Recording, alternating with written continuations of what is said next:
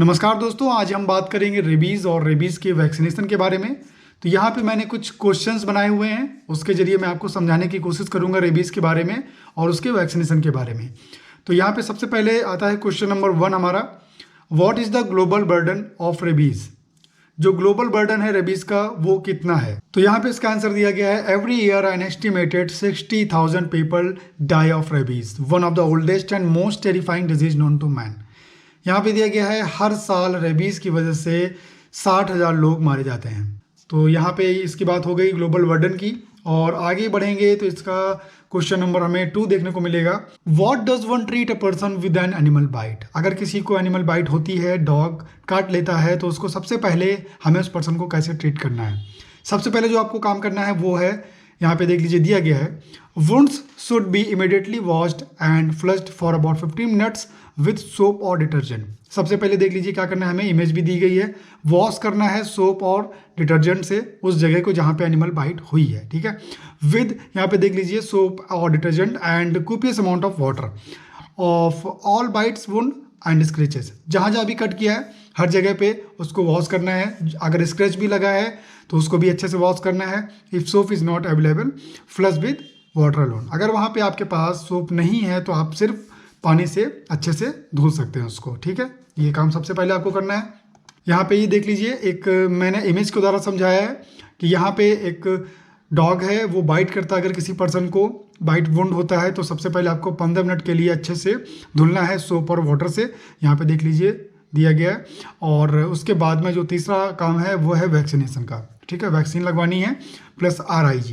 ठीक है, दो काम आपको करवाने हैं। यहाँ पे दूसरा इसका पॉइंट दिया गया है, assess the persons vaccination status. अगर किसी पर्सन को एनिमल बाइट होती है तो सबसे पहले हमें दूसरा जो काम करना है यहाँ पे, उसका वैक्सीनेशन स्टेटस को असेस करना है कि कब उसको वैक्सीन लगी थी। ठीक है, यहाँ पे एग्जांपल दिया गया, whether diphtheria pertussis tetanus DPT का देखना है और टेटनस टॉक्साइड का देखना है। Vaccination has been given in the past, कब दी गई थी DPT का या टेटनस टॉक्साइड का, उसको वैक्सीन पहले कब दी गई थी। ठीक है, tetanus toxoid vaccine should be administered when necessary. अगर जरूरी है तो TT का इंजेक्शन जो आता है, टेटनस टॉक्साइड का इंजेक्शन आता है, वो हमें एडमिनिस्टर करना है पेशेंट को। ठीक है, यहाँ पे तीसरा इसका पॉइंट दिया गया है, anti microbials can be prescribed if complication from bacterial infection is suspected. अगर सस्पेक्टेड है कि बैक्टीरियल इन्फेक्शन हो सकता है उस जगह पे, उस वुंड में पर्सन को, तो हमें एंटी माइक्रोबायल्स भी प्रिस्क्राइब करने हैं। ठीक है, और यहाँ पे पॉइंट नंबर 4 दिया गया है, एनाल्जेसिक्स कैन बी यूज्ड। दर्द की दवाइयों का भी यूज़ हम इसमें कर सकते हैं। और यहाँ पे देख लीजिए इमेज के द्वारा मैंने समझाया है आपको, avoid covering the wound with dressing और बैंडेजेस। जो वुंड हुआ है, जहाँ पे कट हुआ है, उसको हमें ड्रेसिंग या बैंडेजेस से कवर नहीं करना है। ठीक है, बचाना है उसको कवर करने से। यहाँ पे दूसरा इमेज दिया गया, do not suture the wound. Wound को सूचर भी नहीं करना है। और इसके आगे मैं आपको समझाता हूँ क्यों। If necessary for closing large wounds, अगर बड़े घाव हो गए हैं उसको क्लोज करना जरूरी है तो क्या करना है, suturing should be done after infiltration of the wound with rabies immunoglobulin RIG जो होता है उसको बोलते हैं रेबीज इम्यूनोग्लोबुलिन। उससे इनफिल्ट्रेशन करने के बाद में भी उस वुंड को हमें क्लोज करना है, उससे पहले नहीं करना। ठीक है, अगर लार्ज वुंड्स हैं तो। और यहाँ पे अगला पॉइंट दिया गया है, the sutures should be loose and not interfere with free bleeding and drainage. यहाँ पे दिया गया है, जो सूचर्स हम लगा रहे हैं, जो सूचरिंग कर रहे हैं, वो इतनी टाइट नहीं होनी चाहिए कि जो फ्री ब्लीडिंग और ड्रेनेज हो रहा है उसको रोक दे। ठीक है, वो आसानी से हो जाए। जो फ्री ब्लीडिंग और ड्रेनेज है इतना हमें लूज रखना है सूचर को। ठीक है, और यहाँ पे क्वेश्चन नंबर 3 दिया गया है, what are the WHO rabies exposure categories. यहाँ पे WHO की जो रेबीज एक्सपोजर कैटेगरीज हैं वो बनाई गई हैं, वो दी गई हैं, आपको समझाया गया है कैसे कैसे क्या होता है किसमें। तो ये देख लीजिए, यहाँ पे दिया गया rabies exposure categories as defined by WHO ने जो रेबीज की 3 कैटेगरीज बनाई हैं वो यहाँ पे डिफाइन करी गई हैं, उसको समझाया गया है। तो मैं आपको एक एक करके बताऊंगा। यहाँ पे कैटेगरी नंबर 1 है, नो एक्सपोजर इसमें रहता है। कैटेगरी नंबर 2 है, इसमें एक्सपोजर होता है। कैटेगरी नंबर 3 है, इसमें सीवियर एक्सपोजर होता है। ठीक है, तो आपको समझना है बारी बारी से तीनों एक्सपोजर के बारे में। तो सबसे पहले कैटेगरी 1 की बात करते हैं। इसमें टचिंग और feeding animals लिक्स on the intact skin. इसमें सिर्फ एनिमल टच करता है, आप उसको अगर फीडिंग करा रहे हैं, उसके साथ खेल रहे हैं तो वो टच करता है या आपको चाटता है। लिक्स मतलब अपनी जबान से वो आपके स्किन पे टच करता है। ठीक है, इंटैक्ट स्किन पे। तो इसमें नो एक्सपोजर है, इसमें कोई एक्सपोजर नहीं होता है। ठीक है, यहाँ पे कैटेगरी नंबर 2 है, इसमें एक्सपोजर होता है। इसमें दिया गया enabling of uncovered skin, minor scratches और अब्रेक्शन विदाउट ब्लीडिंग। इसमें क्या होता है कि अगर आपकी अनकवर्ड स्किन है, वहाँ पे जो डॉग है वो बाइट कर लेता है, दबा देता है, या माइनर स्क्रैचेस आ जाते हैं यहाँ पे आपके हाथ या पैर में कहीं पे भी, ठीक है, लेकिन ब्लीडिंग नहीं होती है, इसमें दिया गया है, और अब्रेक्शन विदाउट ब्लीडिंग, ठीक है, ब्लीडिंग नहीं होती है लेकिन वो स्क्रैचेस पड़ जाते हैं और वो दबा देता है। तो ये क्या होता है, इसमें एक्सपोजर होता है, ठीक है, दांत गड़ा देता है, जैसे आपके हाथ या पैर कहीं पे भी दांत गड़ा दिया उसने, स्क्रैचेस आ गया लेकिन ब्लीडिंग नहीं हो रही है, तो ये कैटेगरी नंबर 2 में आएगा। तो अब बात करते हैं कैटेगरी नंबर 3 की। इसमें सीवियर एक्सपोजर होता है। इसमें क्या क्या दिया गया है, सिंगल और मल्टीपल ट्रांसडर्मल बाइट्स और स्क्रैचेस। इसमें एक या एक से ज़्यादा ट्रांसडर्मल बाइट्स होते हैं और स्क्रैचेस आते हैं, ठीक है, जो ऊपरी परत होती है स्किन की उसमें बाइट्स होता है और स्क्रैचेस आ जाते हैं, ठीक है। यहाँ पे दूसरा पॉइंट दिया गया है, contamination of mucous membrane with saliva from licks. Dog के चाटने से या उसके सलाइवा से आपके म्यूकस मेम्ब्रेन में कंटामिनेशन हो जाता है, तो ये सीवियर एक्सपोजर में आता है, कैटेगरी 3 में आता है। यहाँ पे पॉइंट नंबर 3 आता है, लिक्स ऑन ब्रोकन स्किन। अगर आपके कहीं पे स्किन कटी फटी है और वहाँ पे जो डॉग है वो चाटता है, लिक्स करता है, तो फिर वहाँ पे क्या होगा, ये भी कैटेगरी 3 में आ जाएगा, एक्सपोजर इसमें सीवियर रहेगा, ठीक है। तो ये सारी चीज़ें हैं, अच्छे से इसमें समझाया गया है, आप इसको पढ़ सकते हैं। इसमें बहुत ही बढ़िया तरीके से समझाया गया तीनों कैटेगरी के बारे में। यहाँ पे देख सकते हैं मैंने एक इमेज के द्वारा आपको समझाने की कोशिश की है, पोस्ट एक्सपोजर प्रोफाइल एक्सिस, ठीक है, जो PEP होता है उसको बोलते हैं पोस्ट एक्सपोजर प्रोफाइल एक्सिस। इसमें सारा समझाया गया है, देख लीजिए। पहला वाला है इंटैक्ट स्किन, नो एक्सपोजर, इसमें कोई एक्सपोजर नहीं है। ये आता है कैटेगरी 1 में, इसमें कोई वैक्सीन लगवाने की आपको जरूरत नहीं है, लेकिन उस जगह को जहाँ पे इंटैक्ट हुआ है थोड़ा सा, वहाँ पे क्या करना है, हमें वाटर से और सोप से उसको अच्छे से वॉश तो करना ही करना है, लेकिन वैक्सीन की जरूरत नहीं है, ठीक है। यहाँ पे दूसरा वाला दिया गया minor scratches, no bleeding. Minor scratches हैं लेकिन कोई भी ब्लीडिंग वहाँ पे नहीं है, ये आता है कैटेगरी 2 में। इसको भी अच्छे से हमें वॉश करना है, सबसे पहले वॉश तो करना ही करना है सोप के साथ में, ठीक है, उसके बाद में इसमें हमें वैक्सीन भी लगवानी है। और यहाँ पे तीसरा वाला आ जाता है, यहाँ पे ट्रांसडर्मल बाइट्स, वुंडेड स्किन और मल्टीपल वुंड्स। एक जगह पे काट ले, वुंडेड स्किन हो जाए, या फिर कई जगह पे काट ले, उसमें भी मल्टीपल वुंड्स हो जाए, तो ये आता है कैटेगरी 3 में। इसमें भी अच्छे से वॉश करना है सारे वुंड्स को, और वैक्सीन भी लगवानी है, प्लस RIG भी लगवाना है, ठीक है। तो ये सारी चीज़ें होती हैं, आप देख सकते हैं, बहुत ही बढ़िया तरीके से आप समझ जाएंगे। इसमें आगे बढ़ेंगे, यहाँ पे आता है क्वेश्चन नंबर 4। इसमें दिया गया है, what are the main features of PEP। जो PEP है उसका मेन फीचर क्या होता है, ठीक है, उसका मेन फीचर क्या है। तो यहाँ पे देख लीजिए, इसका आंसर दिया गया है, PEP is the administration of wound care and immunisation after a potential exposure to the rabies virus. Rabies virus के एक्सपोजर में आने के बाद में जो हमें वुंड केयर और इम्यूनाइजेशन प्रोवाइड कराया जाता है, उसका एडमिनिस्ट्रेशन कराया जाता है, उसको बोलते हैं PEP, ठीक है। तो यहाँ पे देख लीजिए, इसका पहला पॉइंट दिया गया, क्या क्या इसमें इंक्लूड है। उसका पहला पॉइंट है, through washing and flushing of the wound for approximately 15 minutes with soap और detergent and copious amount of water. जो पहला है, हमें अच्छे से उस जगह को वॉश करना है, जो वुंड है, अप्रॉक्सीमेटली 15 मिनट्स के लिए सोप या फिर डिटर्जेंट से अच्छे से मात्रा में पानी लेकर, ठीक है। ये नहीं कि थोड़ा सा पानी ले लिया आपने वॉश कर दिया, अच्छे से मात्रा में पानी लेना है, सोप के साथ में अच्छे से उसको क्लीन करना है, ठीक है। यहाँ पे दूसरा पॉइंट दिया गया है, a series of rabies vaccine injections administered immediately after an exposure. Exposure के तुरंत बाद आपको रेबीज वैक्सीन लगवानी है, ठीक है, ये आपको ध्यान रखना है। यहाँ पे दिया गया है, PEP समटाइम्स इंक्लूड्स। PEP में कभी कभी कुछ और भी चीज़ें जोड़ी जाती हैं, उसमें क्या है देख लीजिए। यहाँ पे दिया गया है, administration of rabies immunoglobins RIG in severe category 3 exposure. जो कैटेगरी 3 का एक्सपोजर होता है, इसमें कभी कभी RIG भी इंक्लूड किया जाता है, ठीक है, वुंड को इन्फिल्ट्रेट करने के लिए, जैसे कि मैंने आपको पहले बताया हुआ था, ठीक है। तो यहाँ पे आगे बढ़ेंगे, क्वेश्चन नंबर 5 है, what is the standard vaccination schedule for rabies prophylaxis. जो स्टैंडर्ड वैक्सीनेशन शेड्यूल है, ये बहुत ज़रूरी है कि कैसे आपको वैक्सीनेशन कराना है, कैसे करना है। तो ये है vaccination schedule for rabies prophylaxis के लिए जो स्टैंडर्ड है, ठीक है। तो यहाँ पे मैं आपको दिखाने की कोशिश कर रहा हूँ एक इमेज बेस पे। यहाँ पे दिया गया है, recommended PEP according to the type of exposure. Recommended जो PEP है वो एक्सपोजर के टाइप पर डिपेंड करता है।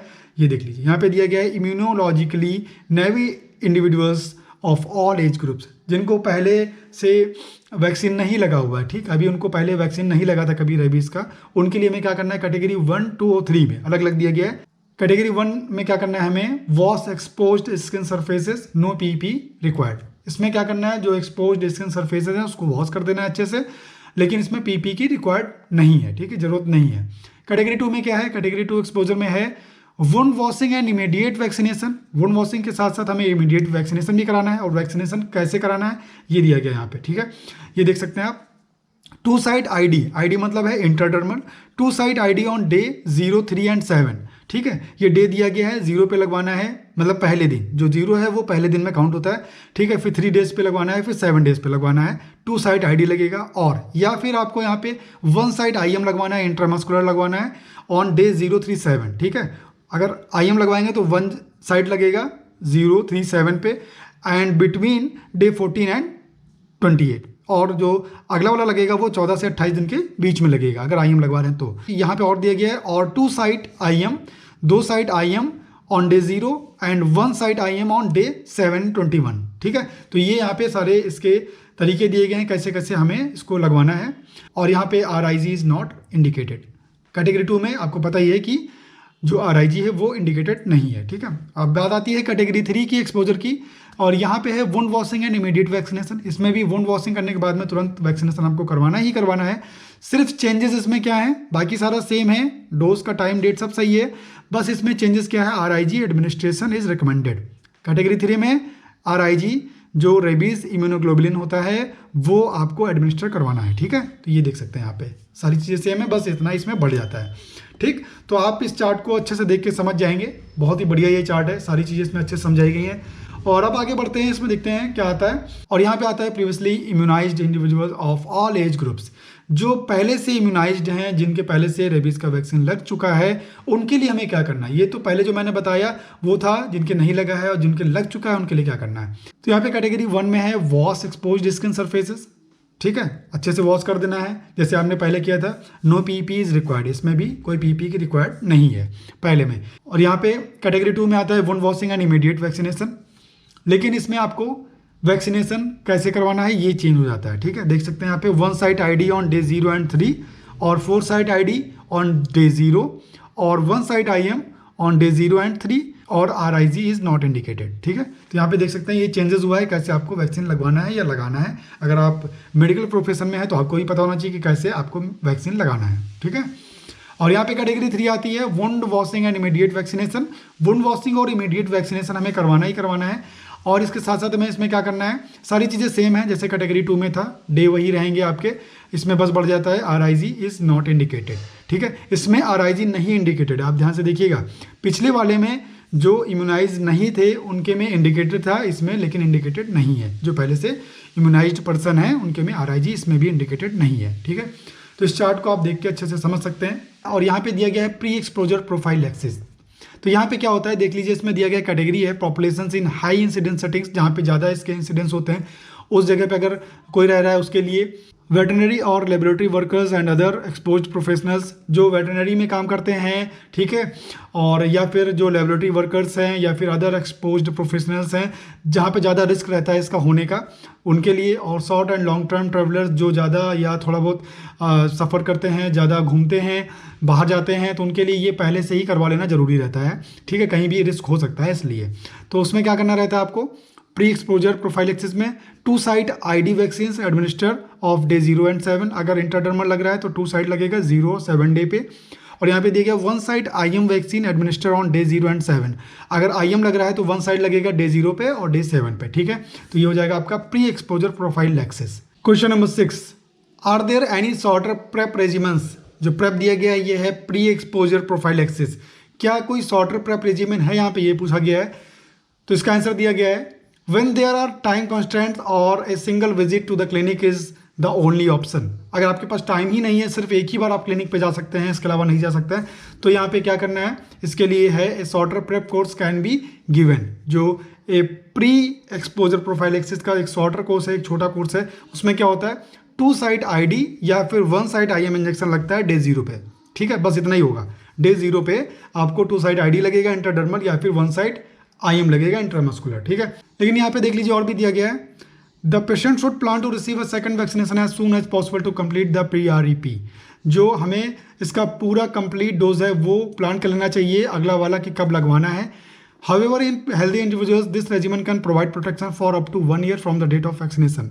मतलब अगर आप नहीं भी प्लान करते हैं तो जो आपने सॉर्टर प्रेप लगवाया हुआ है वो हेल्दी इंडिविजुअल्स के लिए 1 साल तक की प्रोटेक्शन प्रोवाइड कराएगा। ठीक है, जो आपने सॉर्टर प्रेप लगवाया था वो 1 साल तक की आपको प्रोटेक्शन प्रोवाइड कराएगा रेबीज से। लेकिन यहाँ पे एक चीज़ और भी दी गई है, नीचे देख लीजिए।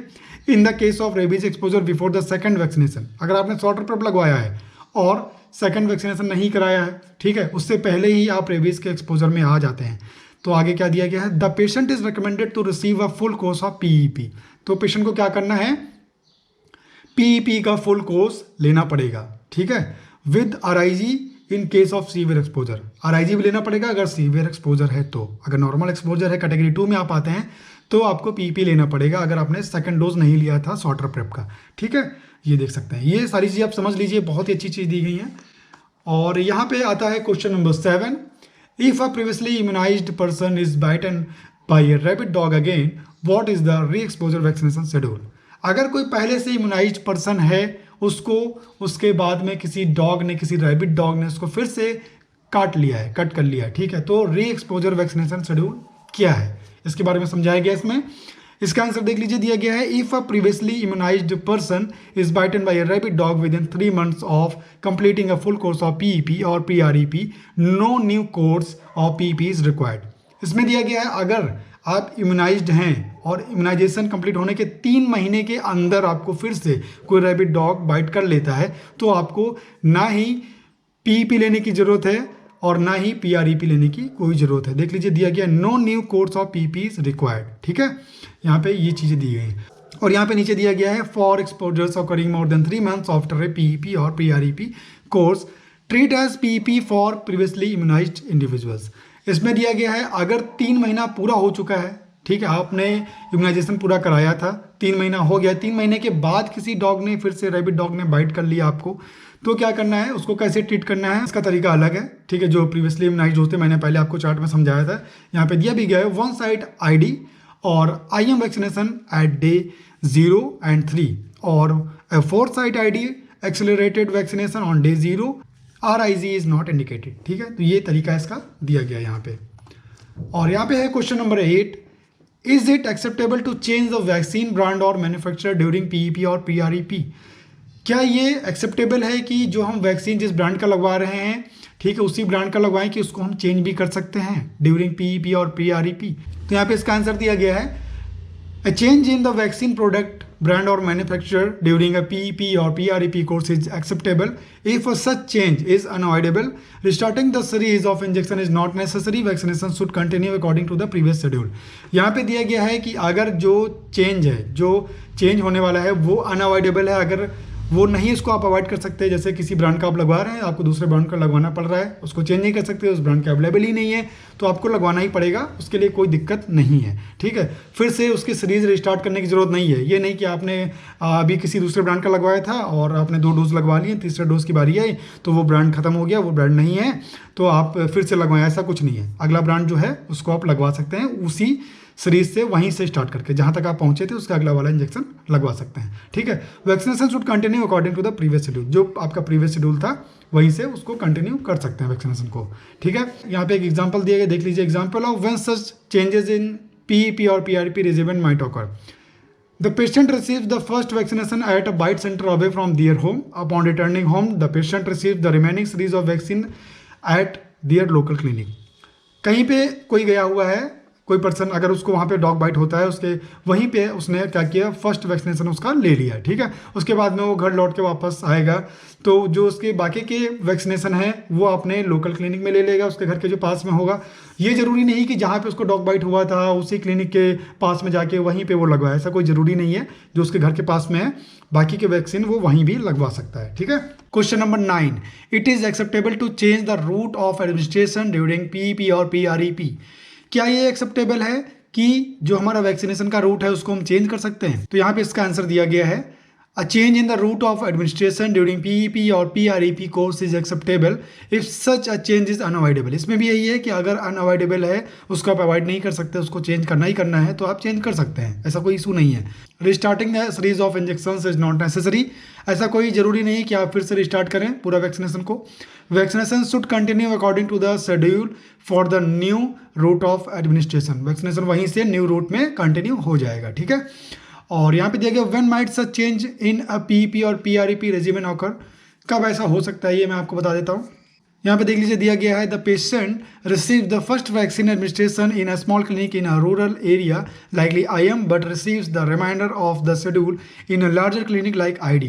मतलब उसने कोई एक पेशेंट है कहीं पे उसने रूरल एरिया में IM रिसीव किया था पहला उसका वैक्सीन जो था, लेकिन उसके बाद में उसने लार्जर क्लिनिक में दूसरी बार जब लगवाया तो उसको इंट्राडर्मल लगा। ठीक है, तो ऐसा कुछ इशू नहीं है कि IM लगा तो IM ही लगे, ID लगे तो ID लगे। ठीक है, यहाँ पे अगला दिया गया है the traveller receives the first booster abroad and the reminder of the PEP course at home. अगर कहीं पे अब्रॉड है, वो बाहर है, तो उसने कहीं पे पहला डोज लिया बूस्टर डोज, उसके बाद में यहाँ पे दूसरा आके ले लिया अपने यहाँ। ठीक है, तो उसमें कोई इशू नहीं है। Question number 10, can rabies vaccines and immunoglobulins be given to a pregnant women और ए लैक्टेटिंग मदर? क्या रेबीज वैक्सीन या फिर इम्यूनोग्लोबुलिन्स को प्रेग्नेंट वुमेन या फिर लैक्टेटिंग मदर में जो फीडिंग करा रही है बच्चे को, उनमें दिया जा सकता है? क्या ऐसा हो सकता है? यहाँ पे देख लीजिए इसका आंसर दिया गया है rabies vaccines and RIG are safe and efficacious during pregnancy. Life saving PEP should never be withheld from pregnant and lactating women. Any of the WHO recommended PEP regimens can be used. इसमें कोई भी ऐसा issue नहीं है, अगर कोई pregnant women है या लैक्टेटिंग मदर है तो इसमें ऐसा नहीं है कि उसको वैक्सीन नहीं लगेगी या फिर RIG नहीं लगेगा, ऐसा कुछ नहीं है। ठीक है, वो भी लगवा सकते हैं। यहाँ पे नीचे दिया गया प्रेगनेंसी एंड लैक्टेशन और never contraindications for receiving rabies post exposure prophylaxis. कभी भी रेबीज का जो वैक्सीनेशन होता है या फिर RIG जो होता है वो कभी भी कंट्राइंडिकेशन नहीं होता है प्रेगनेंसी और लैक्टेटिंग मदर्स के लिए। ठीक है, यहाँ पे है question number 11, are there any contraindicated medications और dietary restrictions during anti rabies vaccination? क्या ऐसा कोई डाइटरी रिस्ट्रिक्शंस है या फिर कोई ऐसे मेडिकेशन है जो कि कॉन्ट्राइंडिकेटेड रहती है एंटी रेबीज वैक्सीनेशन के दौरान? क्या कुछ ऐसा है? तो इसका आंसर दिया गया है नो, ऐसा कुछ भी नहीं है। There is no specific evidence to support any dietary restrictions during PEP और PREP। In general rabies vaccine are safe and efficacious to give the most other medication.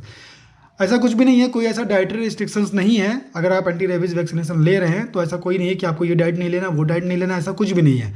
और कोई भी अदर मेडिकेशन कॉन्ट्राइंडिकेटेड नहीं रहती है। ठीक है, और यहाँ पे दिया गया है however if the patient is currently taking any immunosuppressant medicine it is best to consult an infectious disease specialist regarding appropriate treatment options. अगर कोई पेशेंट जो है जो इम्यूनोसप्रेसेंट मेडिसिन ले रहा है तो ये ज़्यादा बेस्ट रहेगा कि वो जो उस डिजीज़ के लिए डॉक्टर है, जो कंसल्टेंट है उस डिजीज़ के, उससे एक बार उससे अप्रोप्रिएट ट्रीटमेंट ऑप्शन पता कर लें। ठीक है, उस डिजीज़ के अकॉर्डिंग। और यहाँ पे नीचे दिया गया individuals under treatment with chloroquine और hydrochloroquine should receive standard PREP और PEP ID और IM। जो पेशेंट्स क्लोरोक्विन या फिर हाइड्रोक्लोरोक्विन का ट्रीटमेंट जिनका चल रहा है वो जो है ना, उनके लिए भी कोई रिस्ट्रिक्शन नहीं है, वो भी PEP या फिर PREP ID और IM ले सकते हैं। ठीक है, out of caution and where feasible PREP should be completed before chloroquine और हाइड्रोक्लोरोक्विन ट्रीटमेंट इज इनिशिएटेड। अगर आपका ट्रीटमेंट चलने वाला है क्लोरोक्विन या फिर हाइड्रोक्लोरोक्विन का तो ज़्यादा बढ़िया रहेगा अगर आप PREP जो प्री एक्सपोजर प्रोफाइलेक्सिस जो होता है उसको आप पहले ही लगवा लें। ठीक है, क्योंकि आपको पता है कि ये ट्रीटमेंट आपका चलने वाला है तो आप पहले ही लगवा सकते हैं उसको, उसमें कोई इशू नहीं है ऐसा। Question number 12, are there any adverse effect of rabies vaccination? क्या कोई अलग से और इसके अलावा कोई इसके अतिरिक्त कोई एडवर्स इफेक्ट है रेबीज वैक्सीनेशन का? तो यहाँ पे इसका आंसर दिया गया rabies vaccines have been shown to be safe and well tolerated. ये वैक्सीन बहुत ही सेफ होती हैं, वेल टॉलरेटेड होती हैं, कोई दिक्कत नहीं होती इसमें। Adverse event may occur however depending in part of the purity of the inactivated rabies virus which may vary among batches. ठीक है, ये डिपेंड करता है part of the purity of the inactivated rabies virus के ऊपर। ठीक है, और ये अलग अलग हो सकता है अलग अलग बैचेस में। तो यहाँ पे नीचे दिया गया है in 35 to 45% of vaccinated people minor transient erythema pain और swelling occur at the site of injection particularly after intradermal administration of a booster. ठीक है, यहाँ पे 35 से 45% जो लोग होते हैं उनके हो सकता है खुजली हो सकती है, पेन भी हो सकता है, स्वेलिंग भी हो सकती है इंजेक्शन की साइड पे, ये सारी चीज़ें हो भी सकती हैं। और mild systemic adverse effect such as transient fever, headache, dizziness and gastrointestinal symptoms have been observe in 5 to 15% of vaccinated people. जो ये सारी दिक्कतें हैं adverse events such as transient fever, headache, dizziness and gastrointestinal symptoms, ये 5 से 15% vaccinated लोगों में ही देखा जा सकता है। ठीक है, इससे ज़्यादा नहीं। Question number 13, is there any possibility of vaccine failure after PEP? क्या ऐसा पॉसिबल है कि PEP लेने के बाद में भी कोई वैक्सीन फेलियर का चांसेस रहता है? तो यहाँ पे इसका आंसर दिया गया है rabies vaccine are safe and highly efficacious and true rabies vaccine failure are extremely rare if high quality vaccines are used. अगर हाई क्वालिटी की वैक्सीन्स यूज़ करी गई हैं तो इसका जो फेलियर का चांस है वो एक्सट्रीमली रेयर है, बहुत ही ज़्यादा रेयर है। ठीक है, there are occasional reports of human rabies deaths in patients who receive PEP. कुछ ऐसा रिपोर्ट्स हैं, कुछ ओकेशनल ऐसी रिपोर्ट्स हैं जिसमें पीईपी लेने के बाद में कुछ पेशेंट्स की डेथ हुई है, लेकिन वो क्यों हुई यहाँ पे नीचे दिया गया है। Investigations of deaths due to rabies in patients who received PEP revealed that delay in seeking treatment, improper wound care, unnoticed wound and lack of patient compliance to vaccination schedules। तो यहाँ पे इसका यही मतलब है, जो इन्वेस्टिगेशंस हुई है डेथ्स के ऊपर, जो डेथ्स हुई थी पीपी लेने के बाद में, उसमें क्या रीज़न पाया गया, डिले इन सीकिंग ट्रीटमेंट लेने में उन्होंने देरी करी, इम्प्रॉपर वुंड केयर, वुंड सही से नहीं केयर किया गया, unnoticed wound and lack of patient compliance to vaccination schedule. Vaccination schedule को सही से उसने ध्यान नहीं दिया, सही से करवाया नहीं। ठीक है, और कोई एक वुंड छूट गया या 2 वुंड छूट गए, हल्के फुल्के खरोच वाले ध्यान नहीं दिए गए। ठीक है, तो उस वजह से ऐसा हो सका कि उनकी डेथ हो गई हो, ऐसा उसमें रिपोर्ट में पाया गया। ठीक है, question number 14, what types of rabies vaccine are used. किस टाइप की रेबीज वैक्सीन को यूज़ किया जा रहा है। ठीक है, तो यहाँ पे इसका आंसर दिया गया है मॉडर्न ह्यूमन रेबीज वैक्सीन और commercially available as cell cultured vaccines CCV, including purified chicken embryo vaccine PCECV, purified varicocele rabies vaccine PVRV, human diploid cell vaccine PVRV and purified duck embryo vaccine PDEV। इस type की vaccine को use किया जा रहा है। ठीक है, question number 15, how should anti rabies vaccine be store to maintain their safety and potency before administration. कैसे हमें एंटी रेबीज वैक्सीन का स्टोर करना है, कैसे उनको रखना है कि उसकी सेफ्टी बनी रहे और पोटेंसी उसकी बनी रहे एडमिनिस्ट्रेशन से पहले। तो यहाँ पे इसका आंसर दिया गया है human rabies vaccine are not supplied in multi dose vials for intramuscular injection and usually do not contain preservatives. जो ह्यूमन रेबीज वैक्सीन होती हैं वो मल्टी डोज वायल में नहीं आती है इंट्रामस्कुलर इंजेक्शन के लिए, और उसमें यूजुअली कोई भी प्रिजर्वेटिव कंटेन नहीं होता है। ठीक है, यहाँ पे नीचे दिया गया the shelf life of these vaccine is indicated by the manufacturer on the package insert generally greater than 3 years provided they are stored at 2 to 8 degree Celsius and protected from sunlight. ठीक है, जो manufacturer हमें इसका expiry date provide कराता है वो होता है जनरली ग्रेटर देन 3 years का। ठीक है, 3 साल से ज़्यादा का होता है, और अगर उसको आप 2 से 8 डिग्री सेल्सियस पे रखते हैं और सनलाइट से बचा के रखते हैं तो, ठीक है, इस टेम्परेचर पे आपको रखना पड़ेगा 2 से 8 डिग्री सेल्सियस पे, और सनलाइट से उसको बचा के रखना पड़ेगा। यहाँ पे दिया गया है after reconstitution with style diluent the vaccine should be used immediately और विद इन 6 hours। यहाँ पे दिया गया है अगर आप उसको डाइल्यूट कर लेते हैं वैक्सीन को तो उसको हमें इमीडिएटली यूज़ करना है या फिर 6 hours के अंदर उसको यूज़ कर डालना है। ठीक है, उसके आगे उसको ख़राब हो जाएगा। यहाँ पे दिया गया है if kept at between 2 to 8 degree Celsius, लेकिन उसको भी आपको रखना है 2 to 8 डिग्री सेल्सियस में, ओपन हो चुका है तब भी। ठीक है, तभी वो 6 घंटे तक चलेगा। As partly used vials of rabies vaccine may become contaminated. जो बार बार जिसमें से निकाला जाता है वो कंटामिनेटेड भी हो जाते हैं, जैसे बार बार आप प्रिक करके निकाल लें तो वो वायल्स भी कंटामिनेटेड हो जाएंगे। Question number 16, what are the important points to consider while administering rabies vaccine. कौन कौन से इंपॉर्टेंट पॉइंट्स होते हैं जिनको हमें ध्यान में रख के चलना है जब हम रेबीज का वैक्सीनेशन कर रहे हों। तो यहाँ पे इसका आंसर दिया गया है an ID volume per dose, जो इंट्राडर्मल का वैल्यूम पर डोज होता है वो होता है 0.1 ml। Open vial should be used within 6 hours। जो भी ओपन वायल है वो 6 घंटे के अंदर उसको खत्म ही करना होता है। ठीक है, when administering rabies vaccine IM the entire vaccine vial should be used. जब हम इसको IM यूज़ कर रहे होते हैं तो इसका इंटायर जो पूरा वायल होता है वो हमें यूज़ करना होता है। ठीक है, बार बार उसमें प्रिक करेंगे अगर तो हम फिर वो कंटामिनेटेड भी हो जाएगा। ठीक है, यहाँ पे दिया गया है all rabies vaccine are available as single dose vial for IM use and should be injected into the deltoid region. जो सिंगल डोज वायल आते हैं रेबीज के IM यूज़ के लिए वो जो है ना हमें डेल्टॉइड रीजन में ही उसको इंजेक्ट करना है, डेल्टॉइड रीजन में ही लगाना है। एग्जाम्पल दिया गया है अपर आर्म में लगा सकते हैं, नियर द शोल्डर लगा सकते हैं, और इन स्मॉल चिल्ड्रंस छोटे बच्चों में क्या करना है into the anterolateral area of the thigh muscle में लगा सकते हैं, ऑन द अपर थाई, मतलब अपर थाई में आप उसको लगा सकते हैं। क्यों हमें डेल्टॉइड रीजन में ही लगाना है, इसका रीजन दिया गया नीचे यहाँ पे देख सकते हैं। As with other injections the rabies vaccine should not be given into the gluteal region buttocks because of low absorption due to the presence of adipose fat tissue.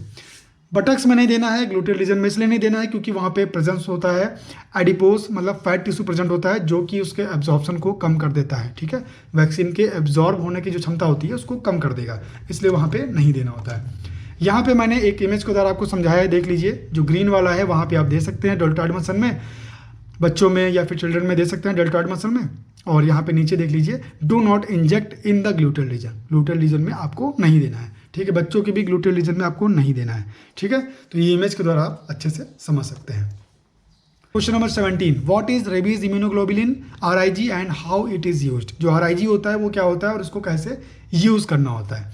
तो यहाँ पे देख लीजिए, आंसर दिया गया, rabies immunoglobulin RIG is delivered from the blood of a human HRIG और horses ERIG. ERIG is highly purified and when correctly administered, both HRIG and ERIG neutralize the virus at the wound site within a few hours, ठीक है। और यहाँ पे नीचे दिया गया, skin testing before ERIG administration is not recommended and should be abandoned. यहाँ पे दिया गया है जो स्किन टेस्टिंग होती है वो करने की कोई ज़रूरत नहीं है ERIG लगाने से पहले, ठीक है। इसको आपको कोई करने की ज़रूरत नहीं है, ऐसे ही लगा सकते हैं। और यहाँ पे दिया गया है RIG provides passive immunisation, RIG जो होता है वो पैसिव इम्यूनाइजेशन प्रोवाइड कराता है and is indicated in individuals with category 3 exposure. जो कैटेगरी 3 होती है उसमें जो एक्सपोजर होता है कैटेगरी 3 में, उसमें ये एडवाइस किया जाता है, उसमें इंडिकेटेड होता है ये, ठीक है। RIG is administered only once in a lifetime, ये बहुत ज़रूरी है। RIG लाइफ में सिर्फ एक ही बार लगता है, पूरे जीवन काल में सिर्फ एक ही बार ये इसको लगवा सकता है, ठीक है। यहाँ पे दिया गया है, stop dog to human transmission of rabies. 99% of rabies transmission occurs through dog bites, ठीक है। 99% जो रेबीज होता है वो डॉग बाइट से ही होता है। तो दोस्तों ये वीडियो थी रेबीज के ऊपर और रेबीज वैक्सीनेशन के ऊपर। मैंने सारी डिटेल्स इसकी कवर करने की कोशिश करी है इस वीडियो में, और जो कुछ भी रह गया है वो मैं अगली वीडियो में बना के जरूर आपको बताऊंगा। तो दोस्तों अगर आपको वीडियो अच्छी लगी है तो लाइक करिए, शेयर करिए और सब्सक्राइब कर लीजिए मेरे चैनल को, क्योंकि ऐसे ही वीडियोज़ लेकर मैं आता रहूँगा।